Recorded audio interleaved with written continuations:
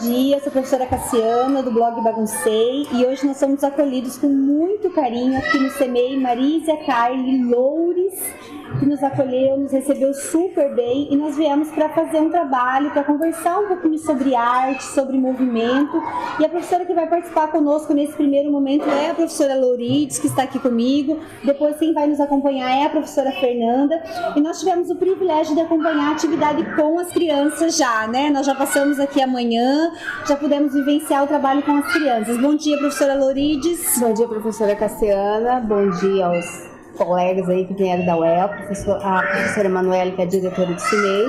É um prazer recebê-los aqui, né? Já é uma conversa que nós estamos tentando.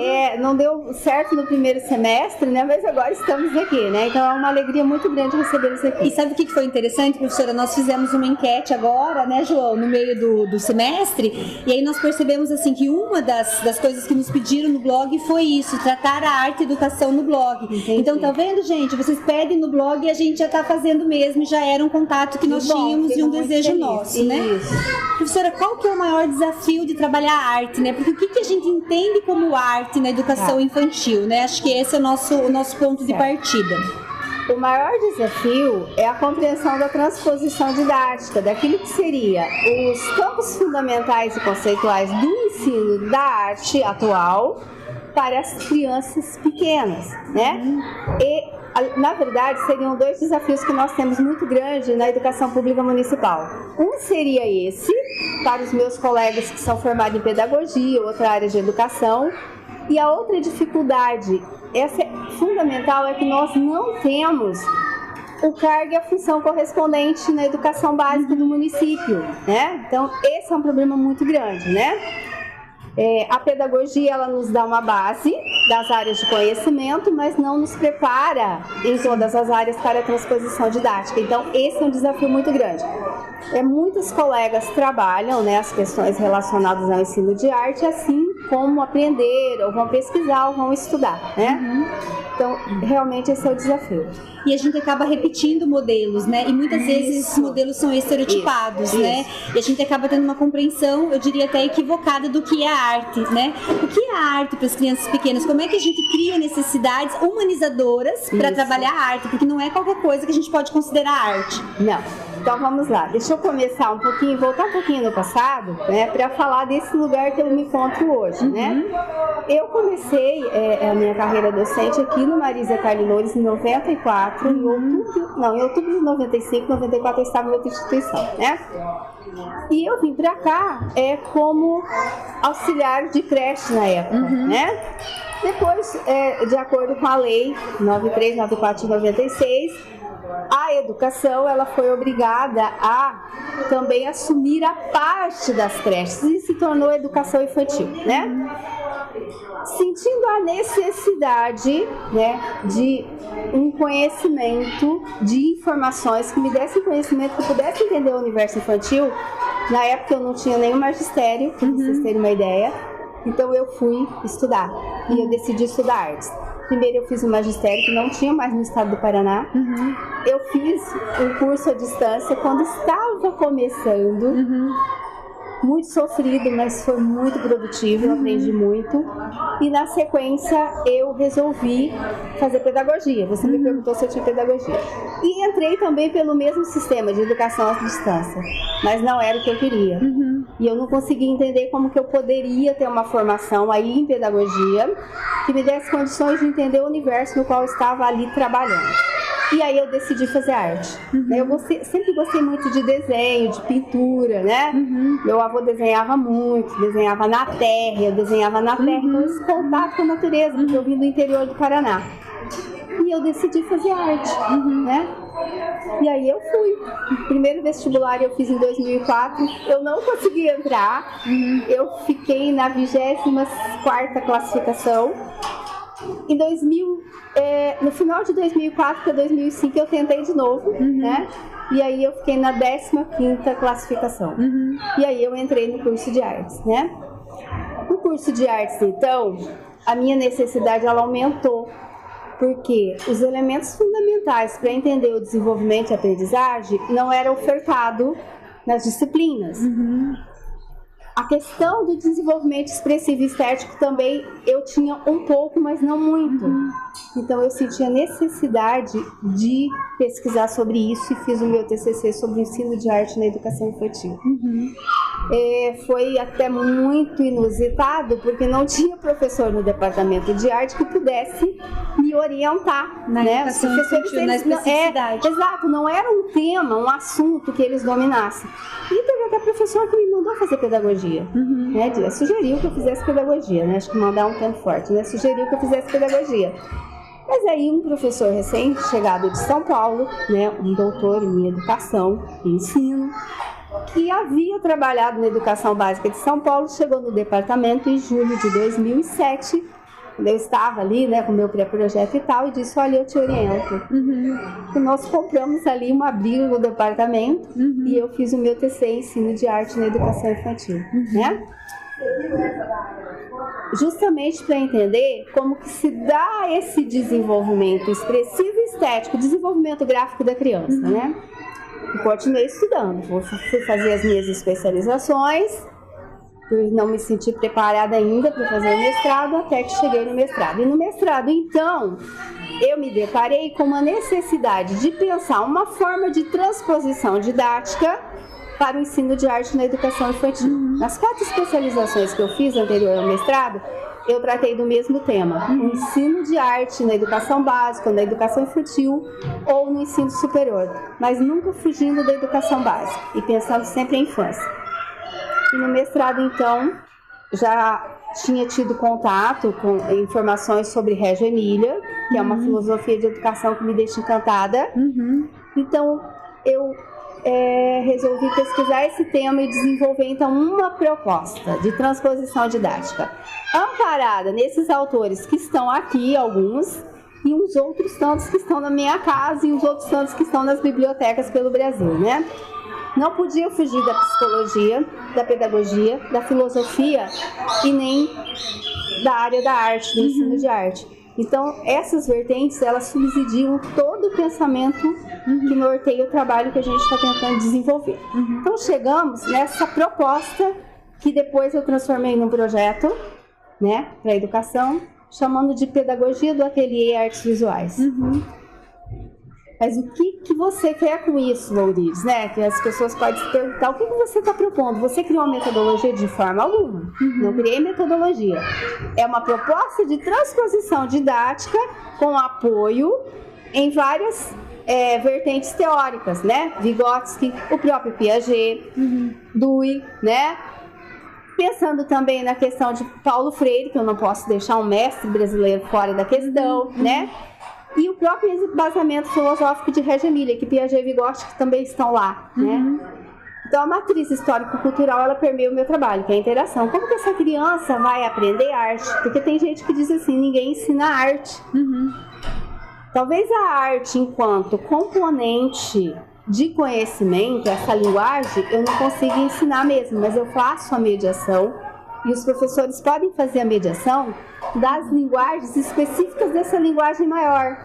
O desenho, a pintura, a gravura, a música, a dança, que também são linguagens da arte, a própria arte cênica, o teatro, né? Sim. A dramatização para as crianças. Mas isso que você está falando assim, porque se a gente for pensar do ponto de vista da teoria histórico-cultural, não é um processo natural, não é um processo espontâneo. Não é espontâneo. Né? O que eu vivenciei hoje aqui, né? Se você não proporcionasse, se você não organizasse esse espaço, se você não trouxesse esses elementos, essas crianças dessa comunidade, desta escola, não teriam essa experiência.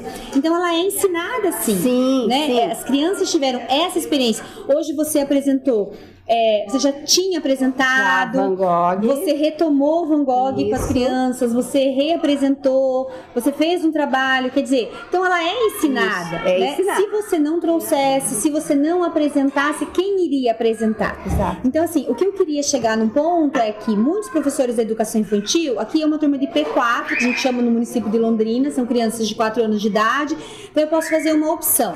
Então eu posso escolher trabalhar com Van Gogh, ou trabalhar com um artista local, ou com um artista da comunidade, ou com qualquer outra manifestação artística, ou eu posso escolher carimbar a mãozinha das crianças e fazer um patinho, porque eu sei que isso acontece também, né? Eu ando muito em escolas, como professora da universidade e tudo mais. O que você pensa disso? Então, isso é arte? A minha pergunta é, isso é arte? Né? Na verdade, são formas de usar estratégias para chegar a algum fim, né?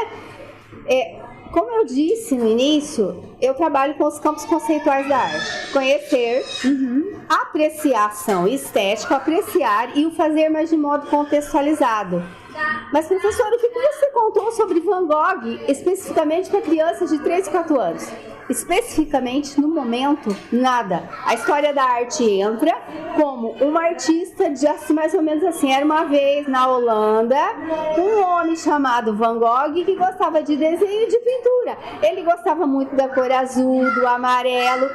E, obviamente vão resultar no verde, as tonalidades. E dessa forma nós vamos trabalhando a história da arte para as crianças pequenas. Eu não tenho uma receita. Cada professor, né, com a formação, vai elaborar uma estratégia. Eu encontrei essa. Porque o que eu proponho na pedagogia do ateliê de artes visuais? É que as crianças conheçam, que elas façam as leituras devidas e que elas produzam, para que possam, então, expressar por meio das suas semioses, sejam corporais, sejam gráficas, orais, né, os movimentos todos, o entendimento que ela está tendo naquele momento, por exemplo, sobre o preto no branco. Por que o preto no branco?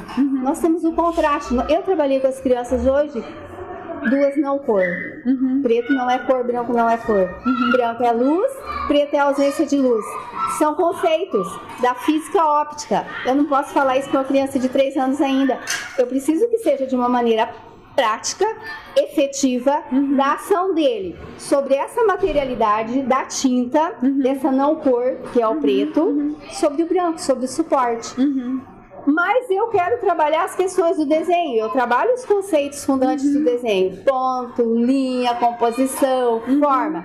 Então eu tenho que dar um instrumento para que ele faça a sua expressão gráfica, da sua forma. E aí é de acordo com o potencial dele naquele momento, né? Então eu estou trabalhando o que eu chamo, dentro da pedagogia do ateliê, a estesia e a apreensão estética pelo fazer e a própria estética, porque isso resulta numa forma. Né? O espaço todo ambientado também tem essa característica. As crianças chegaram nesse espaço, é um espaço que eles já conhecem. Já conhecem, né? mas eles já perceberam que tinha um elemento novo, né? Hoje eles entraram e isso aqui estava novo, né? Então, assim, você não me contou, era a primeira vez que eu estava aqui, né? Mas eu percebi que esse móvel era novo, porque imediatamente as crianças se dirigiram ao móvel e foram explorar esse móvel. Isso. Né? Então, como é que é preparar esse espaço?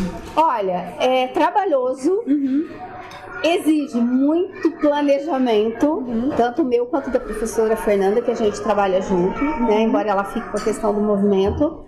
Muito trabalho, né? E assim, ter um entendimento do que seja educação percepcional, né? Porque eu não estou trabalhando só com a visualidade, eu estou trabalhando com a sensorialidade, eu estou trabalhando com a audição, eu estou trabalhando... Aqui hoje nós só não usamos a percepção gustativa. Tem dias que eu faço tinta comestível.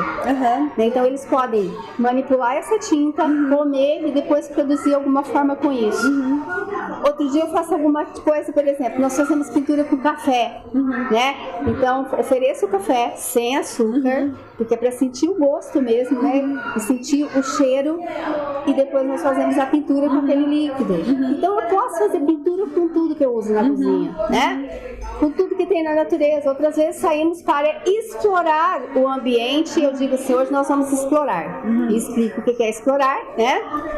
E vamos pesquisar elementos para compormos um desenho, porque eu não desenho só com lápis ou com a tinta.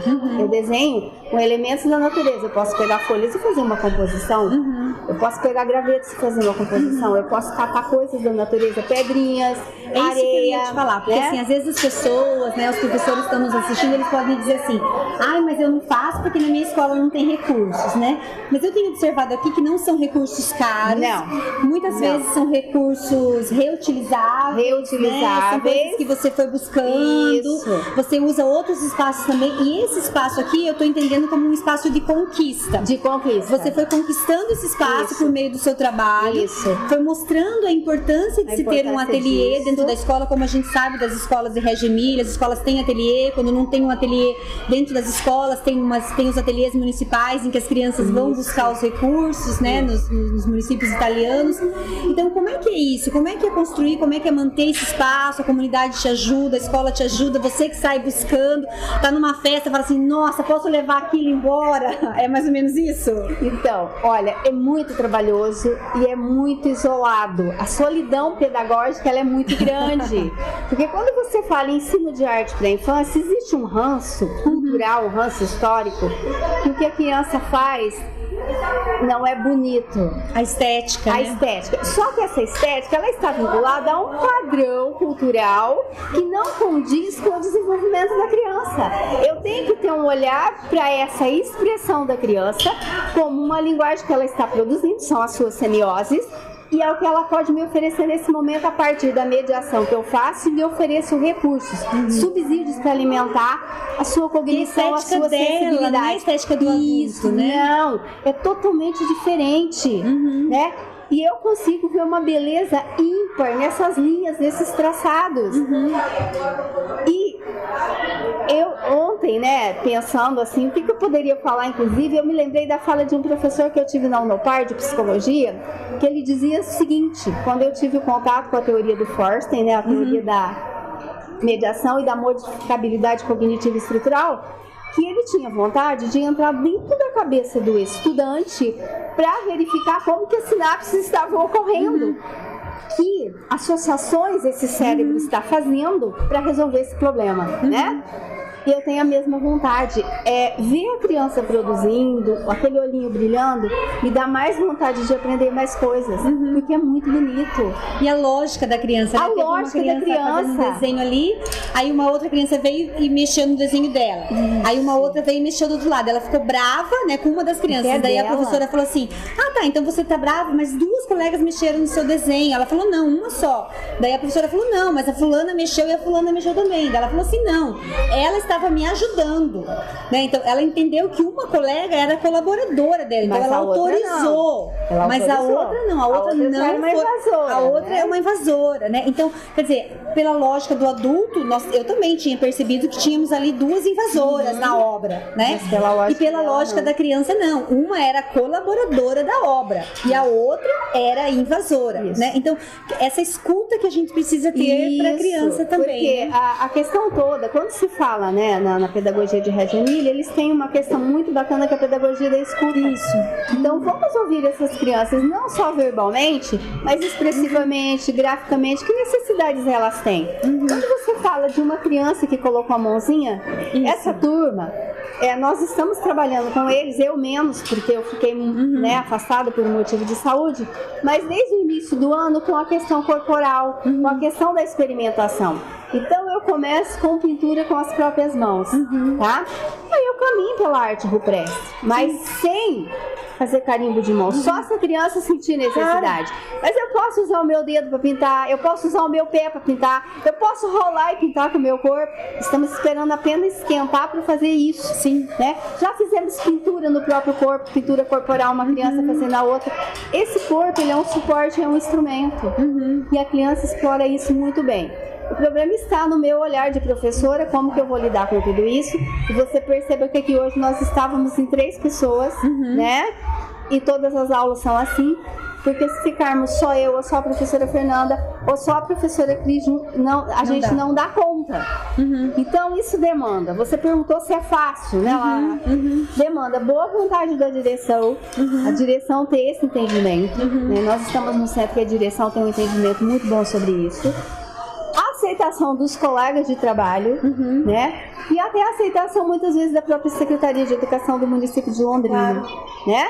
Então, é todo um contingente de pessoas que tem que ter um olhar diferenciado para essa ação, que veja, é legal, tá na lei, mas que por faltar professores com a formação, muitas vezes não é cumprido. Isso. E outra coisa, no município de Londrina eu não sou professora de artes, eu sou professora de educação infantil. Acontece que a minha formação é em artes.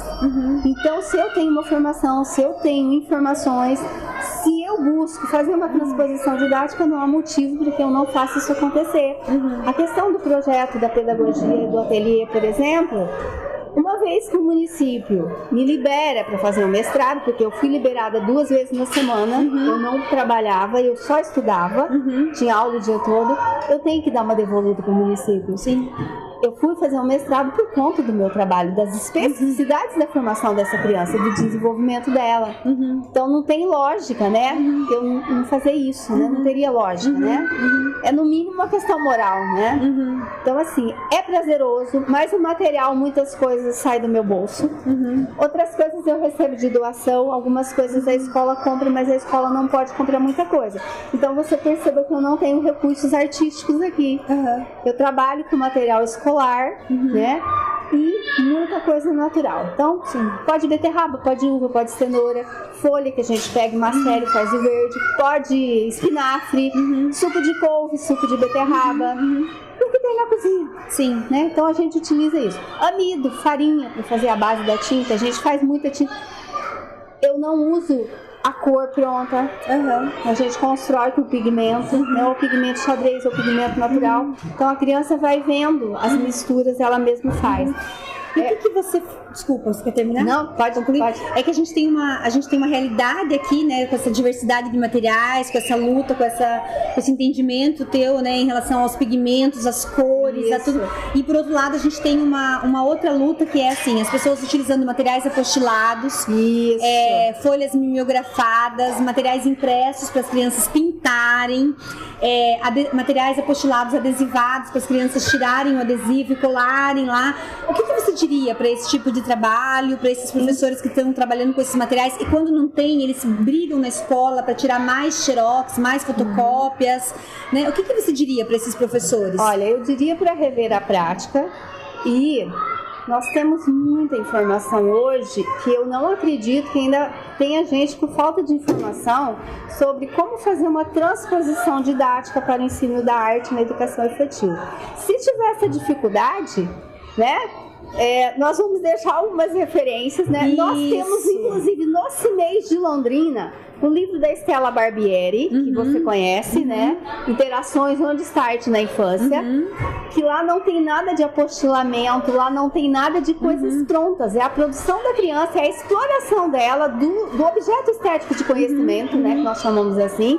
O que pode ser um objeto estético de conhecimento? A cor, um brinquedo com cor, a textura de um tule, a textura de um tecido, uma chita, qualquer coisa, né? Que eu possa fazer uma leitura desse objeto, de cor, de forma, de textura, odor, né? Se tem som, né? Tudo isso eu posso fazer. Então, reveja a sua prática, porque você está perdendo e as crianças estão perdendo. E não é justo que as nossas crianças percam e que você perca o seu tempo também, né? Porque é perda de tempo, não acrescenta em nada para a cognição da criança. Fazendo coisas no final de semana, fazendo lembrancinhas, fazendo coisas, preparando lembranças para as datas comemorativas, né? Até quando que nós vamos ficar fazendo isso, né? Eu acho que nós temos que perder essa cultura. Outra coisa, fazer... a decoração da sala de aula com personagens não sei de onde, não sei. Nada contra os personagens, mas não é lugar, né? A escola não é lugar dos personagens. Sala de aula para a própria produção da criança, que é muito rica.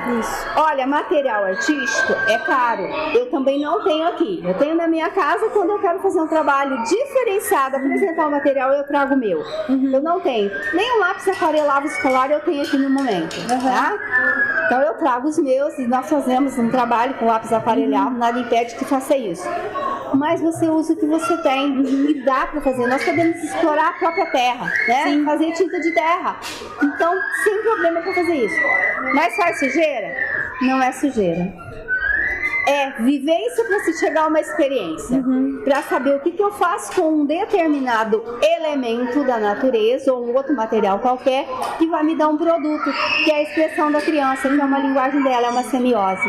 E olha quantas coisas essas crianças estão tendo a oportunidade de viver, que talvez eles não teriam fora, não sei se teriam ou não, algumas sim, outras não, a gente não sabe, mas que aqui na escola eles estão tendo a oportunidade de experienciar. Isso, né? Eu entendo, professora Cassiana, que os professores que não têm a formação em arte, eles não têm o conhecimento sobre os elementos do desenho, sobre os elementos da pintura, sobre os elementos da gravura, que é uma outra linguagem da arte, né? Que não são as figurinhas que ilustram os livros, é uma técnica de desenho que a gente grava na madeira ou na pedra, ou no próprio isopor, que é a isogravura que a gente pode fazer na escola, depois em tinta e faz a impressão. Olha que processo rico. Eu tenho quantos conceitos que eu posso trabalhar? Eu não vou falar conceitualmente para a criança. Eu vou mediar para que ela faça a ação e entenda o resultado. Depois eu vou entrar com os conceitos, eu vou explicar o que é, de uma maneira que ela entenda. Quando ela chegar no 5º ano, que ela for estudar conceitos, aí ela vai se lembrar, porque ela internalizou aquela vivência, se transformou numa experiência, né? Então eu acho muito rico. E assim, não me arrependo nem um pouco de ter estudado arte. Já passei horrores por conta disso, por defender e brigar pelo ensino da arte na educação infantil. Já aconteceram coisas que daria para escrever um livro e não foram coisas agradáveis. Mas o resultado que eu tenho com a resposta das crianças me faz esquecer tudo isso. E vale a pena. Então vale a pena de repente fazer um par fora em artes. Muitos professores do município de Londrina foram fazer. Vale a pena fazer uma especialização em ensino de arte, né? Então vale a pena buscar uma formação. O município oferece também algumas formações. Sim, e além dessas formações, buscar textos, buscar outras referências, né? Contactar com colegas, se informar. Hoje tem muito material, né? Tem muita coisa, muitos acessos. Eu tenho 2 páginas no Facebook, o blogger tá paradinho, tá? Há muito tempo que eu não entro lá, mas eu tenho 2 páginas que eu vou postando muita coisa, né? E muita gente, inclusive de fora, me procura pelo Facebook mesmo para perguntar de repente de uma técnica. As pessoas querem muito saber da técnica. Como que eu fiz que as pessoas podem te procurar, então? Então, é Lourides Franciscone com 2 C, daí para mudar da outra, né? É professora de artes, né?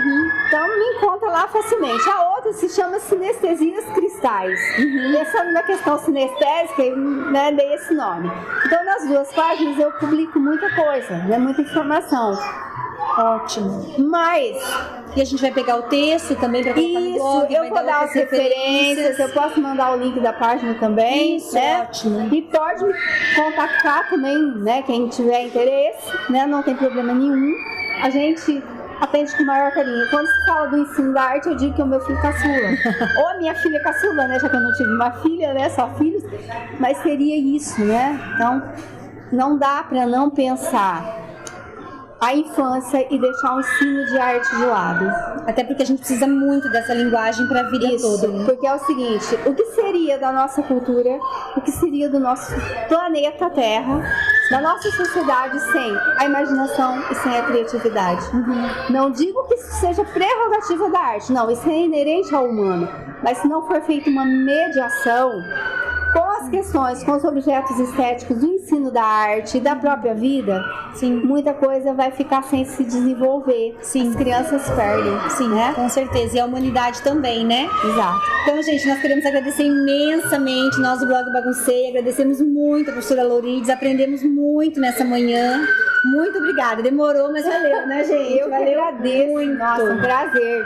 Muito prazer. Vai contribuir, assim, com muitos professores e professoras. Fico muito feliz. Muito feliz. Muito obrigada.